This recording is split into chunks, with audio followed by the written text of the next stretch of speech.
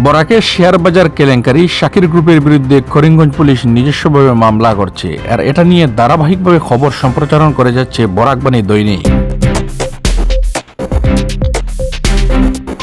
এতেই নিশানায় পড়ে গিয়েছে বরাকবাণী নিউজ। ধারাবাহিকভাবে সোনাই, কালাইন এবং করিমগঞ্জ থানায় বরাকবাণী নিউজের বিরুদ্ধে একের পর এক এফআইআর দায়ের করেছে যুব কংগ্রেসীরা। অভিযুক্তদের জুবাইর এনাম, যিনি প্রদেশ যুব কংগ্রেসের সভাপতি, তাকে অহেতুকভাবে শেয়ার মার্কেট কেলেঙ্কারির সাথে জড়িয়েছে এই বরাকবাণী নিউজ।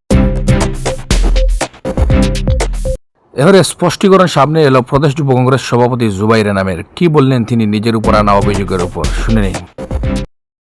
আনিছে কোনে মানে যদি ডেটৰ লগত যদি জড়িত আছোঁ, জড়িত থাকিলেতো কোনোবা এটা এলিগেশ্যন দিব লাগিবতো। সেই এলিগেশ্যন দিয়া মানুহজন কোন? কাৰণ মই এতিয়ালৈকে যিমান শুনি আছোঁ অকল নিউজতে শুনা পাই আছোঁ। এতিয়া চাওক, এই ল'ৰাজনৰ যোনজন ল'ৰাৰ নাম কৈছে, মোৰ লগত ফটো দেখা পাইছে, 100% এইটোতো আৰু মই চিনি নাপাওঁ বুলি নকওঁ। একমাহ আগলৈকে অসমৰ ৰাইজেও গম পোৱা নাছিলে ট্ৰেডিং স্কিমটো ভাল নে বেয়া। একমাহ আগলৈকে পুলিচেও গম পোৱা নাছিলে ট্ৰেডিং স্কিমটো ভাল নে বেয়া। আমি কেনেকৈ গম পাব লাগিছিলে? চ' ট্ৰেডিং যেতিয়া আমি আগতে কেনেকুৱা জানো, ট্ৰেডিং কৰে মানে ভাল পইচা থকা ল'ৰা, ট্ৰেডিং কৰে ষ্টক মাৰ্কেটত পইচা লগায়, আমি এইখিনিয়ে জানো। এই যে তাৰে মাজত কি কি বস্তু জড়িত হৈছে সেইখিনি অসম পুলিচে যেতিয়া গম পোৱা নাছিলে, আমিতো গম পোৱাৰ একো কথাই নাছিলে। আৰু প্লাছ আমি যেতিয়া বেলেগ বেলেগ জেগা যাওঁ আমি বহুত মানুহ লগ পাওঁ। আজি এইজন ল'ৰাই মই জানাত লাষ্ট 3-4 বছৰৰ পৰা কাম কৰি আছে, মই যিমান মিডিয়াত পাইছোঁ। মই সেই ল'ৰাজনক চিনি পাইছোঁ লাষ্ট 6 মাহ আগত।